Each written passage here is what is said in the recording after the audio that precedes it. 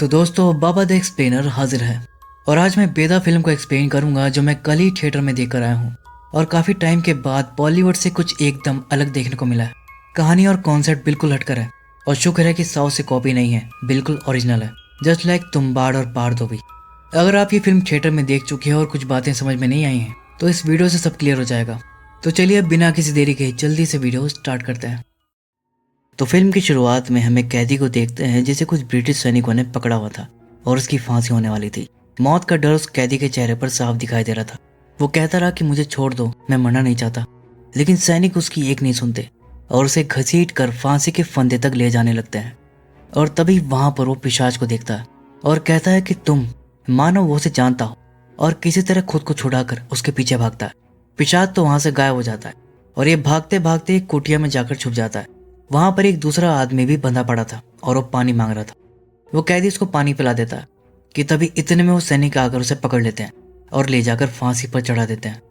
अब कहानी present time में शिफ्ट होती है जहां पर हम एक आदमी को देखते हैं जिसका नाम राम बाबू होता है। राम पहले इंटेलिजेंस ब्यूरो में एज असासिन काम करता था और अपने काम के दौरान वो काफी लोगों को मारा था। लेकिन एक पॉइंट पर आकर ये खून खराबा उसके मेंटल हेल्थ पर बुरा असर करने लगा। इतनी हत्याओं का गिल्ट उसे सताने लगा और उन लोगों के भूत भी उसे सपनों में हॉन्ट करने लगे। और इन सब से परेशान होकर वो काम छोड़ दिया था और अब वो एक ट्रैक्टर कंपनी में एज अ सेल्समैन काम करता है। और इसी सिलसिले में वो सहरर नाम के गांव जा रहा था। लेकिन अंधेरे और धुंध के चलते ड्राइवर बीच रास्ते में मना कर देता है कि वो वहां तक नहीं जाएगा और राम को पनघटा नाम के गांव में ही उतार देता है, यह कहकर कि यहाँ से 2 किलोमीटर दूर एक पंचायत का घर है, उसे 200 रुपये देकर वहीं पर स्टे कर लीजिएगा। राम उसे डायरेक्शन पूछता है लेकिन ड्राइवर बहुत बदतमीज होता है। वो उसे ठीक से रास्ता बताए बिना ही चला जाता है। अब राम को बिल्कुल भी आइडिया नहीं था कि उसे किस डायरेक्शन में जाना है। इतने अंधेरे में कुछ पता भी नहीं चल रहा था और ना ही कोई इंसान दिखाई दे रहा था। फिर ऐसे ही भटकते भटकते वो खुद को एक जंगल में पाता है। तभी दूर उसे एक रोशनी दिखाई देती है तो उसी तरफ चला जाता है और यहाँ पर वो उसी पिशाच से मिलता है जो कि बैठकर सारंगी बजा रहा था और पोएटिक स्टाइल में बातें कर रहा था। राम उसे पंचायत के घर का रास्ता पूछता है तो पिशाच उसको रास्ता बता देता है कि यहाँ से 6 किलोमीटर आगे चले जाइए और थोड़ा संभल कर चलिएगा। लेकिन राम को कुछ अजीब लग रहा था। वो कहता है कि अच्छा एक बात पूछूं, आप इस अंधेरे में इस जंगल में क्या कर रहे हो? जिस पर पिशाच कहता है कि मैं तो यहीं रहता हूँ। खैर फिर राम उसके बताए रास्ते पर चला जाता है लेकिन अचानक उसका दिमाग घूमने लगता है और उसे सब रेड दिखने लगता है। तभी एक अजीब सा आदमी उसके सामने आता है जो किसी जानवर की तरह बिहेव कर रहा था और फिर अचानक से उस पर अटैक कर देता है।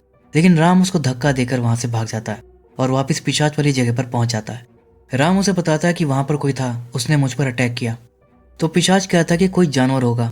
लेकिन राम कहता है कि जानवर तो नहीं था। लेकिन पिशाच कहता है कि वो जानवर ही होगा, आपको ही अंधेरे में ठीक से दिखा नहीं होगा। और इस तरह पिशाच राम के साथ माइंड गेम्स खेलने में लगा हुआ था और अब वो अपनी अगली चाल चलता है। कहता है कि पास में ही मेरा एक शेल्टर होम है, आपके जैसे भटके हुए मुसाफिरों के लिए ही है, अंदर से काफ़ी बढ़िया भी है, आपको पसंद आएगा। अब राम के पास दूसरा कोई ऑप्शन तो नहीं था, इसलिए वो उसकी बात मान लेता है और पैसे देने लगता है। लेकिन पिशाच को पैसों में कोई इंटरेस्ट नहीं था और होता भी क्यों। वो कहता है कि आप हमारे मेहमान हैं और इसकी कोई ज़रूरत नहीं है। और राम को लग रहा था कि काफ़ी भला आदमी है, वो उसके साथ चल देता है। तभी रास्ते में चलते चलते पिशाच को ठोकर लग जाती है लेकिन वो गिरता नहीं और उसका एक पैर कुछ सेकंड्स के लिए ट्रांसपेरेंट सा दिखाई देता है, जैसे कि किसी भूत का पैर हो। तब राम ये देखकर समझ जाता है कि ये कोई इंसान तो नहीं है। लेकिन भाई बहादुर था इसलिए फिर भी वो उसके साथ चला जाता है कि जो होगा देखा जाएगा। फिर पिशाच उसे एक झोपड़ी तक लेकर जाता है और यही वो शेल्टर होम है जिसकी वो बात कर रहा था, जिसकी उम्मीद राम ने नहीं की थी। तभी पिशाच की आंख पिच ब्लैक हो जाती है और वो कोई मंत्र पढ़ता है। उसके बाद वो राम को अंदर जाने के लिए बोलता है लेकिन राम उसकी ये हरकत नोटिस नहीं कर पाया था और अंदर चला जाता है। लेकिन पिशाच ने जैसा बताया था कि अंदर से बढ़िया होगा, ये तो वैसा नहीं था बल्कि बहुत ही अजीब सा था। वहां पर फांसी की पेंटिंग्स लगी थी और ब्रिटिश ऑफिसर्स की डॉल भी रखी थी।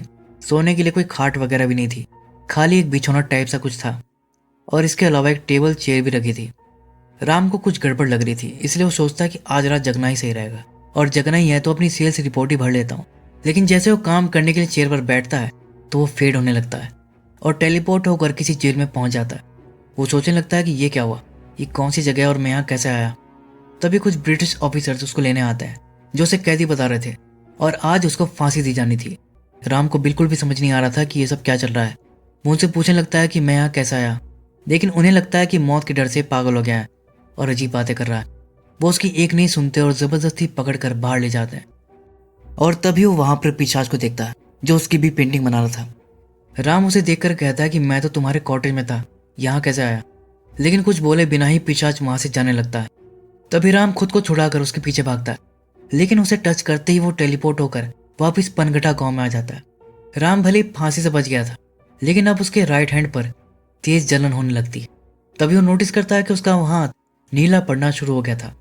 फिर वो जाकर कुछ गांव वालों से बात करने की कोशिश करता है। कहता है कि कल रात मुझे कॉटेज के पास एक आदमी मिला था। लेकिन ये सुनते ही वो लोग डर जाते हैं और अहिलमा का नाम चिल्लाते हुए भाग जाते हैं। वहीं पर गोलू नाम का आदमी ये सब नोटिस कर लेता है। वो राम से पूछता है कि आपके ऊपर किसी भूत प्रेत का साया है क्या? तो राम कहता है कि नहीं। तो गोलू कहता है तो आप उनको क्या बोले कि अहिलमा दीदी का नाम लेकर भागे।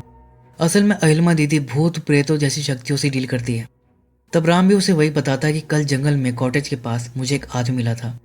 गोलू कहता है फिर तो आपको अहिलमा दीदी से मिल ही लेना चाहिए, क्योंकि कल रात आप जिससे मिले वो कोई इंसान नहीं था, कोई ऊपरी शक्ति थी। और उसे लेकर अहिलमा दीदी के पास लेकर जाता है। फिर राम अहिलमा को सब कुछ बता देता है।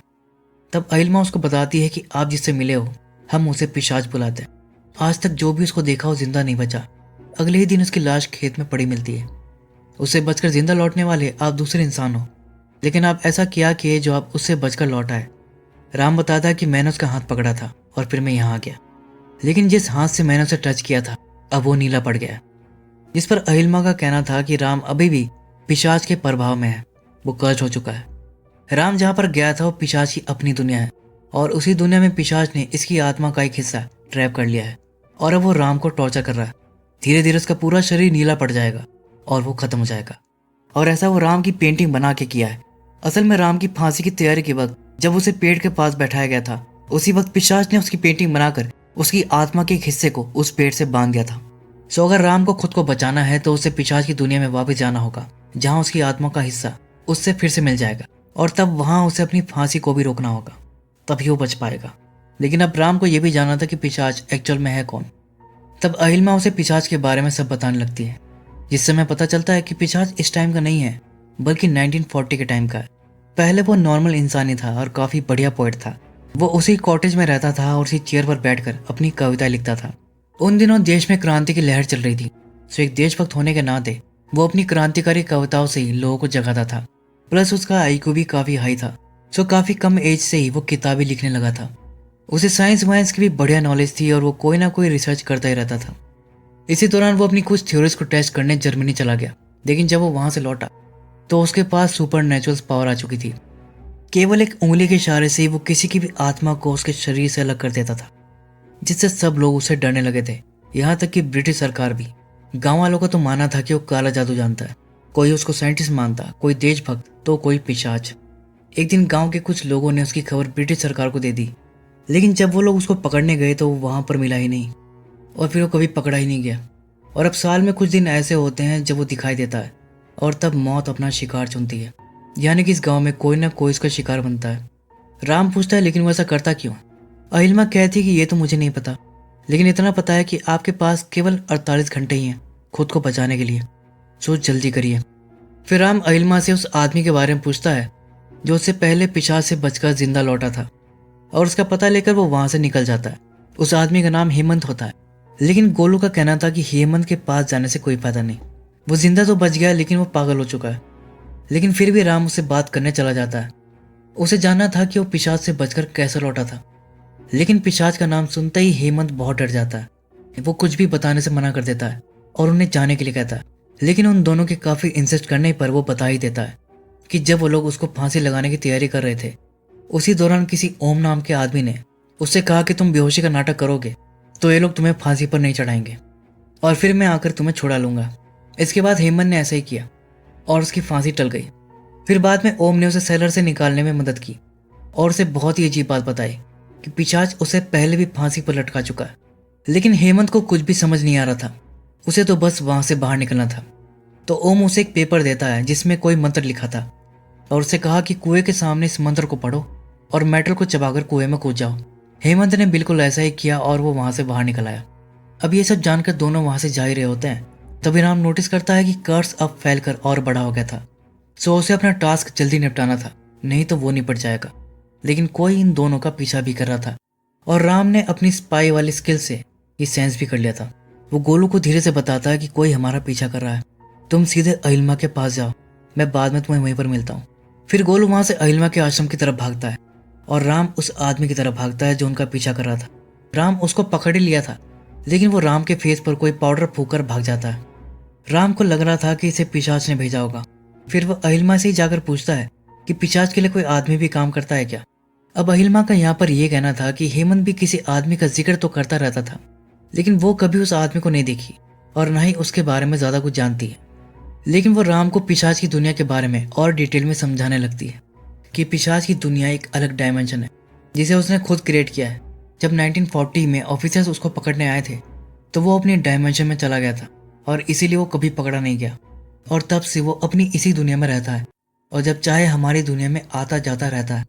लेकिन अगर हम किसी तरह उसे वापस 1940 के टाइमलाइन में भेज दें तो शायद उसकी ये वाली दुनिया खत्म हो जाएगी और ये सब कुछ भी बंद हो जाएगा। लेकिन अहिल्मा को ये नहीं पता था कि पिशाच को 1940 के टाइमलाइन में वापस कैसे भेजना है। सो इसके बारे में तो राम को खुद पता करना होगा। लेकिन अहिल्मा उसे एक बात बोलती है कि मैं आपकी हेल्प करने के लिए विराट योग अवस्था में बैठूंगी। राम पूछता है लेकिन उससे होगा क्या। अहिल्मा कहती है कि वो आपको बाद में पता लग जाएगा। फिर दूसरी तरफ हम राम के एक फ्रेंड डॉक्टर शेखावत को देखते हैं, जो कि एक साइंटिस्ट होता है, लेकिन वो पैरानॉर्मल चीजों पर रिसर्च करता था। और इस वक्त उसने एक आदमी को पकड़ा हुआ था जिसके अंदर एक रियल पिशाच था, वही जो बॉडी के अंदर घुसकर सारा खून सुखा देता है। वो कह रहा था कि मुझे यहाँ से बाहर निकाल, नहीं तो इस आदमी को खत्म कर दूंगा, खून की एक बूंद भी नहीं बचेगी इसके अंदर। लेकिन शेखावत उसकी बातों में नहीं आता और उसे कोई दवाई पीने के लिए बोलता है। तभी उसे राम का कॉल आता है और राम उसे सारा मैटर बताता है। फिर राम की सारी बातें सुनने के बाद शेखावत बताता है कि ये पिशाच ब्लैक मैजिक और साइंस दोनों की नॉलेज रखता है और इन दोनों को कंबाइन करके उसने अपनी पावर हासिल की है और अब वो एक सुपर ह्यूमन बन चुका है। वो सब कर सकता है जिसके बारे में हम सोच भी नहीं सकते। सो अगर उसने अपनी खुद की एक डायमेंशन बनाई है तो इलेक्ट्रोमैग्नेटिक फील्ड्स का यूज जरूर किया होगा, क्योंकि उसी से पॉसिबिलिटी बन सकती है। लेकिन इलेक्ट्रोमैग्नेटिक फील्ड्स के असर से वहां पर रहने वाले लोगों की याददाश्त हर 24 घंटे में खत्म हो जाती होगी और रोबोट की तरह रिसेट होकर वो एक ही काम को बार बार दोहराते होंगे, जिससे कि हम समझ सकते हैं कि वो जो 3-4 सैनिक पिशाच की वर्ल्ड में रहते हैं उन्हें ये 1940 से पकड़ कर लाया है और किसी रोबोट की तरह उनका यूज कर रहा है। और वो लोग तो बस अपना काम कर रहे हैं। वो रोज सेलर में जाते हैं, जो भी वहां दिखाई देता है उसे कैदी समझकर ये लोग फांसी पर लटका देते हैं, इस बात से बिल्कुल अनजान कि वो 1940 में है ही नहीं और जिसे वो फांसी पर चढ़ा रहे हैं वो कोई रियल कैदी नहीं बल्कि पिशाच के द्वारा फंसाया हुआ एक विक्टिम है। तो स्टार्टिंग वाले सीन में भी वो रियल कैदी नहीं बल्कि पिशाच का एक शिकार था और पिशाच ये काफी टाइम से कर रहा है। खैर शेखावत यहाँ पर बताता है कि ईएमएफ यानी कि इलेक्ट्रोमैग्नेटिक फील्ड का असर तुम पर ना हो, इसलिए तुम्हें कॉपर को एज अ शील्ड यूज करना होगा और ये रियल साइंटिफिक फैक्ट है। इलेक्ट्रोमैग्नेटिक फील्ड के अगेंस्ट कॉपर को एज अ शील्ड यूज कर सकते हैं। सो हेमंत जो मेटल चबाकर कुएं में कूदा था वो कॉपर ही था। खैर शेखावत पिशाच वर्ल्ड को खत्म करने का भी तरीका बताता है, जिसके लिए राम को वहां की एनर्जी सोर्स का पता लगाकर उन्हें बंद करना होगा, जो कि लाइट और साउंड के फॉर्म में हो सकता है, क्योंकि इलेक्ट्रोमैग्नेटिक में से इलेक्ट्रिक यानी कि बिजली का संबंध लाइट से होता है और मैग्नेटिक फील्ड यानी कि चुंबकीय शक्ति का संबंध साउंड से होता है। सो लाइट और साउंड से जुड़े सोर्सेस को ढूंढकर तुम्हें बंद करना होगा। अब आपको एक बात और ध्यान होगी कि जब राम का पहली बार पिशाच से सामना हुआ था तब पहले उसने लाइट ही देखी थी और बाद में म्यूजिक सुना था। खैर राम कहता है कि लेकिन पिशाच थोड़ी ना मुझे ये सब करने देगा। शेखावत कहता है कि सही कह रहे हो, वो तो तुम्हें देखते ही मार डालेगा। इसलिए फिर वो उसे एक एनर्जी बॉल बनाकर उसके अगेंस्ट यूज करने का आइडिया देता है, जिसके असर से कुछ टाइम के लिए पिशाच की शक्तियां बन जाएंगी और वो कुछ नहीं कर पाएगा। इतने में तुम अपना काम खत्म कर लेना। एनर्जी बॉल बनाने का सामान भी वो लिख कर मैसेज कर देता है। राम वो सारा सामान गोलू से अरेंज करवा कर एनर्जी बॉल बनाकर उसके साथ पिशाच के कॉटेज की तरफ चला जाता है। लेकिन गोलू को यहाँ पर काफी डर लग रहा था कि कहीं उसका सामना पिशाच से ना हो जाए। लेकिन दोनों सेफली कॉटेज पहुंच जाते हैं और फिलहाल पिशाच वहां पर नहीं था। तभी राम गोलू से कहता है कि मेरे यहाँ से जाते ही चेयर को आग लगा देना। फिर राम एनर्जी बॉल जेब में डालकर अपनी कमर पर कॉपर वायर लपेट कर चेयर पर बैठ जाता है और दोबारा पिशाच वर्ल्ड में चला जाता है। इधर गोलू चेयर को बाहर लाकर उसको आग लगा देता है और दूसरी तरफ पिशाच वर्ल्ड में जहां पिशाच ने राम के आत्मा के एक हिस्से को पेट से बांधा हुआ था, अब वो हिस्सा राम की बॉडी से फिर से जुड़ जाता है। लेकिन अब आत्मा सहित उसकी बॉडी पेट से बंधी थी। तभी उसके सामने पिशाच आता है और उसे कुछ सवाल करने लगता है, जो कि उसके रिसर्च का एक हिस्सा था। लाइक मौत के करीब आकर कैसा लग रहा है? कोई पुरानी बात याद आ रही है क्या? कि क्या करना चाहिए था, क्या नहीं करना चाहिए था, क्या सही था, क्या गलत था, या कोई ऐसी इच्छा जो अधूरी रह गई हो? लेकिन राम उसकी किसी बात का भी जवाब नहीं देता, जिस पर पिशाच गुस्से में कहता है कि तुम्हें ये तीसरी बार फांसी दी जा रही है, क्या तुम्हें कुछ भी याद नहीं? राम कहता है कि नहीं। फिर पिशाच वो नोट करके चला जाता है। इसके बाद जब सैनिक राम को फांसी लगाने की तैयारी करने लगते हैं, तभी वो बेहोशी का नाटक कर लेता है, जिससे उसकी फांसी अभी के लिए रुक जाती है और उसे ले जाकर कोठरी में बंद कर दिया जाता है। तब मौका देकर ओम वहां पर आता है और उसे पेपर और कॉपर देता है। लेकिन राम कहता है कि उसे इन सब की जरूरत नहीं है, यहाँ से बाहर निकलने का वो दूसरा रास्ता जानता है। और वो ये भी बताता है कि मैं हेमंत से मिल चुका हूँ, उसने तुम्हारे बारे में बताया था, और पूछता है कि तुम लोगों की मदद क्यों करते हो और तुम्हें सब याद कैसे रहता है। ये सुनकर ओम चौंक जाता है कि मतलब तुम्हें यह बात पता है कि यहाँ 24 घंटे में याददाश्त चली जाती है। राम कहता है कि वो तो ये भी जानता है कि यहाँ हर रोज लोग सेम काम रिपीट करते हैं। ओम कहता है लेकिन ये बातें तो सिर्फ मैं और पृथ्वी जानते हैं। राम पूछता है कि अब ये पृथ्वी कौन है? तब ओम रिवील करता है कि पिशाच का असली नाम ही पृथ्वी है। राम पूछता है लेकिन तुम उसके साथ क्यों हो? तब ओम यहाँ पर बताता है कि वो भी पृथ्वी की तरह एक क्रांतिकारी था। जब मुझे पता चला कि पृथ्वी कोई ऐसी खोज कर रहा है जिससे अंग्रेजों को बिना हथियारों के हराया जा सकता है, तो मैं भी उसके साथ हो गया। लेकिन अपने प्रयोग के चक्कर में वो इतना पागल हो गया था कि सही गलत का अंतर ही भूल गया। लोगों की जान से खेलना उसके लिए बहुत आसान था। फिर उसने अपना एक अलग डायमेंशन बना लिया जिसमें कि अभी हम लोग हैं। उसके प्रयोग यहाँ पर भी चल रहे हैं। वो मुझे यहाँ ये कहकर लाया था कि जब उसे सक्सेस मिल जाएगी तो वापस 1940 में जाकर हम अंग्रेजों को हरा देंगे और फिर एक नई शुरुआत होगी। लेकिन समय के साथ उसका मकसद ही बदल गया। अब वो जिंदगी और मौत पर काबू पाना चाहता है और बहुत हद तक वही कर भी चुका है। फिर राम उससे पूछता है कि अच्छा उसने मुझसे ये क्यों कहा था कि मुझे पहले 2 बार फांसी दे चुका है, इसका क्या मतलब है? जिस पर ओम बताता है कि इसका मतलब ये है कि वो तुम्हारे पिछले 2 जन्मों में तुम्हें फांसी दे चुका है। मैंने खुद देखा है। वो लाइफ और डेथ पर स्टडी करता रहता है कि बार बार जन्म लेने का रहस्य क्या है, किसी को बार बार अगर एक ही तरह से मारा जाए तो वो अगले जन्म में क्या बनता है, वगैरह वगैरह। सो पिशाच यहाँ पर राम की 2 प्रीवियस लाइफ से उसे टेस्ट मटेरियल की तरह यूज करता आ रहा है। और ना जाने ऐसे कितने लोगों को भी, मतलब लिटरली वो लोगों की जिंदगी और मौत के साथ खेल रहा है, वो भी जन्मों जन्मों तक। यानी लिटरली वो एक डीमन बन चुका है और इसीलिए लोग उसे पिशाच बुलाते हैं। लेकिन राम को यहाँ पर कहना था कि वो पिशाच को हरा देगा, जिस पर ओम कहता है कि पॉसिबल नहीं है, वो बहुत पावरफुल हो चुका है, तुम उसे नहीं हरा सकते। मेरी बात मानो और चुपचाप कुएं के रास्ते से निकल जाओ। लेकिन राम का कहना था कि वो उस रावण की लंका लगाए बिना तो नहीं जाने वाला। और ओम से पिशाच की उन जगह के बारे में पूछता है जहाँ पर वो काम करता है, जिससे उसे 2 जगह का पता चलता है। एक वो जगह जहाँ मूर्ति के सामने बैठकर पिशाच अपनी तंत्र साधना करता है और दूसरी उसकी लैब जहाँ वो साइंटिफिक रिसर्च करता है। फिलहाल पिशाच अपनी साधना कर रहा था, इसलिए पहले वो लोग लैब की तरफ जाते हैं। लेकिन रास्ते में सिपाही उन्हें देख लेते हैं, तो राम अपने पुराने असैसिन को जगाकर उनसे अकेला ही भिड़ जाता है और एक को सुलाकर आगे बढ़ जाता है। लेकिन तभी पिशाच का वही खास आदमी आकर उस पर अटैक कर देता है। लेकिन अब राम अपने पुराने फॉर्म में आ चुका था, वो उसे भी खत्म कर देता है। फिर इसके बाद वो झोपड़ी टाइप लैब में जाता है जहाँ रॉकेट टाइप का कोई उपकरण लगा हुआ था और वो लगातार बीप की साउंड दे रहा था। राम को यहाँ पर शेखावत की बात याद आती है कि उसने साउंड और लाइट वाली पावर सोर्स का जिक्र किया था। उसे लगता है कि साउंड वाला पावर सोर्स यही होगा, सो वो उसे बंद कर देता है। लेकिन तभी अलार्म भी बज जाता है और राम तुरंत वहां से निकल जाता है। इतने में पिशाच भी अलार्म सुनकर लैब की तरफ देखने जाता है और इतने में दोनों उसकी साधना वाली जगह पर चले जाते हैं। ओम बाहर ही खड़ा होकर नजर रखता है और राम लाइट वाला सोर्स ढूंढने लगता है।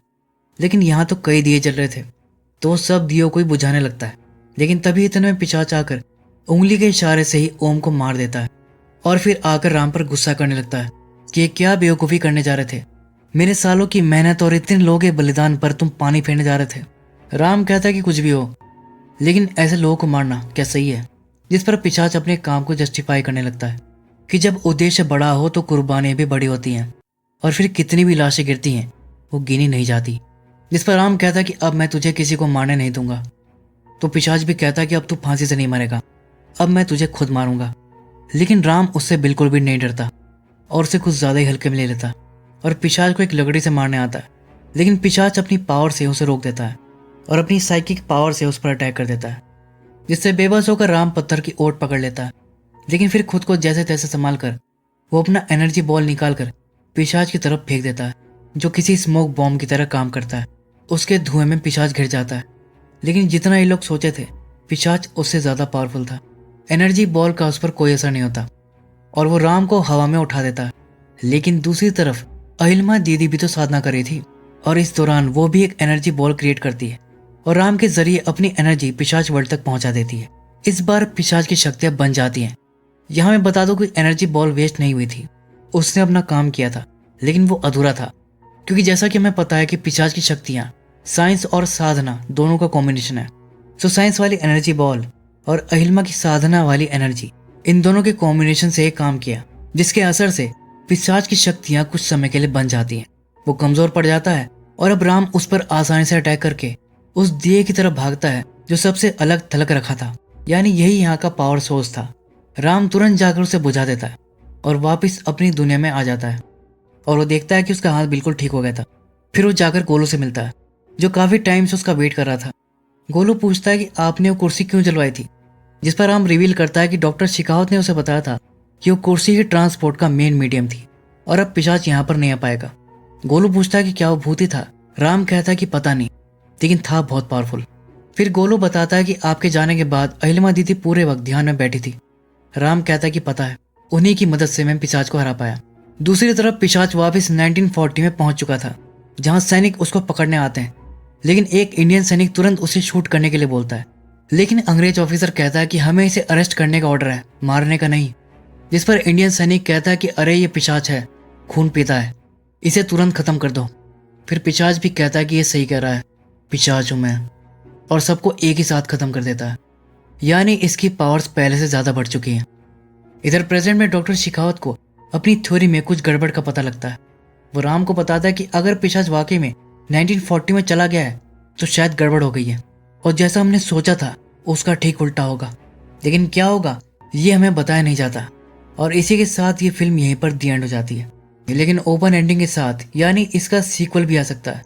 अब क्योंकि पिशाच पहले से भी ज्यादा पावरफुल हो चुका है तो 1940 में वो सब कुछ बदल देगा और उसका असर फ्यूचर पर भी पड़ेगा और पता नहीं क्या क्या होगा। अब वो तो बाद में पता चलेगा।